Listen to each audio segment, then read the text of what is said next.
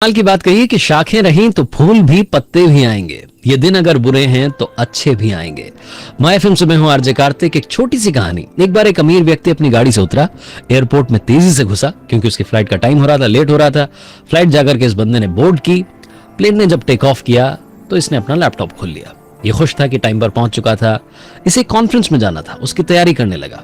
इस व्यक्ति को वहां पर स्पीकर के तौर पर बुलाया गया था। इसे सुनने के लिए लोग आने वाले थे। बड़ा अमीर व्यक्ति, इसकी जिंदगी में सब कुछ सही चल रहा था, लेकिन आसमान में गड़बड़ हो गई।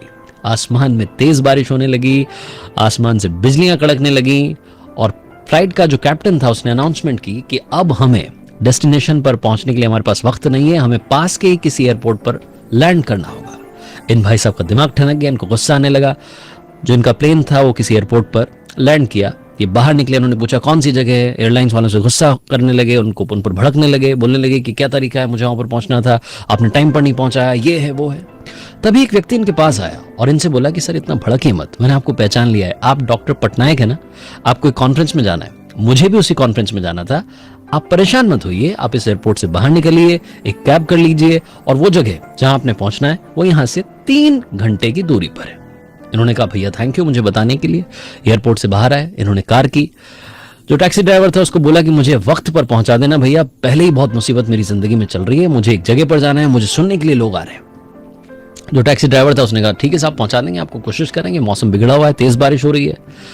इस तेज बारिश में उस कार के ड्राइवर ने गाड़ी चलाना शुरू किया। थोड़ा वक्त हुआ, इतनी ज्यादा बारिश हो रही थी कि उस कार के ड्राइवर को समझ में नहीं आ रहा था कि क्या किया जाए, और इसी उधेड़ बुन में वो रास्ता भटक गया। अब उसे पता तो चल गया कि रास्ता भटक गया, लेकिन पीछे वाले पैसेंजर को, जो साहब को लेकर के आया था एयरपोर्ट से, उनको कैसे बताएं। तो उसने डरते डरते बताया कि सर माफी चाहूंगा लेकिन मैं रास्ता भटक गया हूं। अब ये फिर उस पर गुस्सा करने लगे। फिर इन्हें समझ में आया कि अब कॉन्फ्रेंस में तो नहीं पहुंच पाऊंगा। तो इन्होंने उस ड्राइवर से कहा कि भाई मेरे, अब मुझे जहां भी पहुंचा सकता है वहां पहुंचा दे, इस मुसीबत से बाहर निकाल। थोड़ा आगे चले तो उस ड्राइवर ने आसपास की जगहों में देखा तो इसे एक छोटा सा घर दिखाई दिया। उसने उस घर के वहां जाकर के अपनी गाड़ी खड़ी की। उसने कहा साहब यहाँ रुक जाते हैं थोड़ी देर, जब बारिश थम जाएगी, तूफान थम जाएगा, तब हम आगे बढ़ जाएंगे। तो इन्होंने कहा ठीक है। उस छोटे से घर का जो दरवाजा था, इन भाई साहब ने, जो अमीर व्यक्ति थे, इन्होंने खटखटाया। अंदर से एक बूढ़ी अम्मा की आवाज आई। उन्होंने कहा कि जो भी है अंदर आ जाए, परेशान ना करे।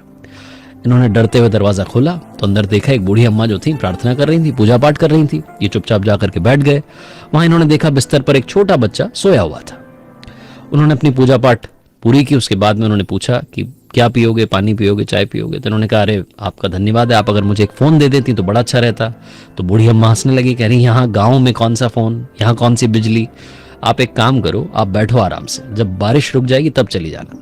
तो ये जो व्यक्ति थे इन्होंने कहा कि बड़ी अच्छी हैं आप और आपसे मुलाकात हो गई, ऊपर वाले का धन्यवाद है।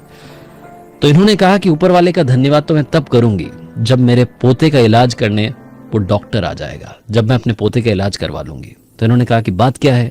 तो बूढ़ी अम्मा ने बताया कि मेरा ये पोता है, इसके माँ बाप अब जिंदा नहीं है, इसका मैं ही सहारा हूं और इसको एक खतरनाक बीमारी है। यहाँ आसपास के डॉक्टर बताते हैं कि दिल्ली के एक बड़े डॉक्टर हैं पटनायक, वो इसका इलाज कर सकते हैं।